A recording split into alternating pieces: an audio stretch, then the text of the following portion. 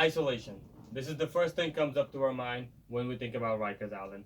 Hey, this guys, this is Ali, and today I'm gonna talk about whether we should close Rikers Island or not.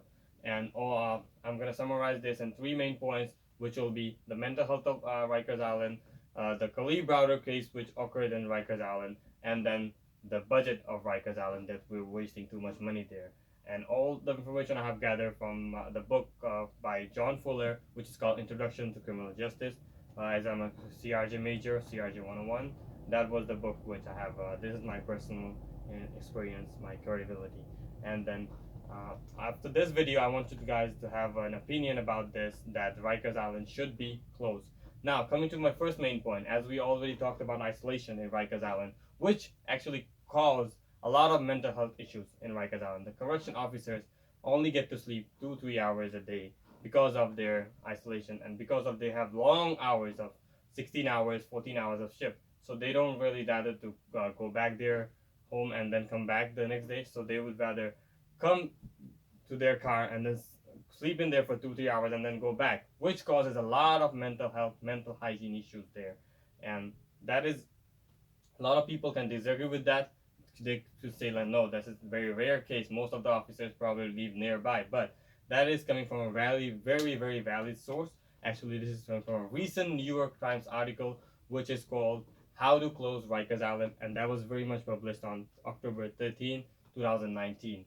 So that is a very recent post, and you guys can check it out if you want, if there is a disagreement with this. And then, after this isolation and this mental health issues, the person that suffers most from there is called Khalid Browder, and that is my second main point. Khalid Browder case was very much strong case, and that was a very sensitive case, a very intense case.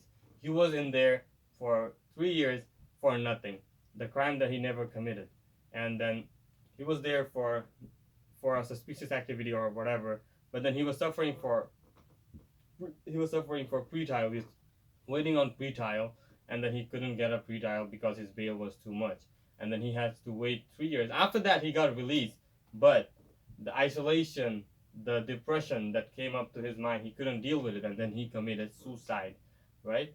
And then this is also, a lot of people can say that no, this is only a rare case. This might not be every other person in Rikers Island, but no, this is a very common case in Rikers Island. Khalid Browder was not the only one.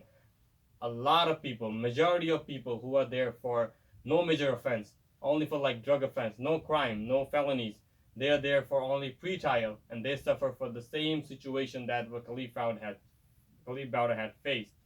So that is also from a very valid source. That is from a book which was published by JHU Press, and that was called Life and Death in Rikers Island, and that was published very recently. It was published on February 2019. So that is a very recent post too.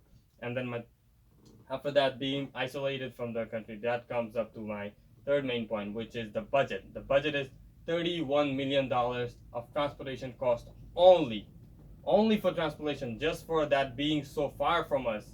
That cost us $31 million, and that is our money. That is taxpayers' money.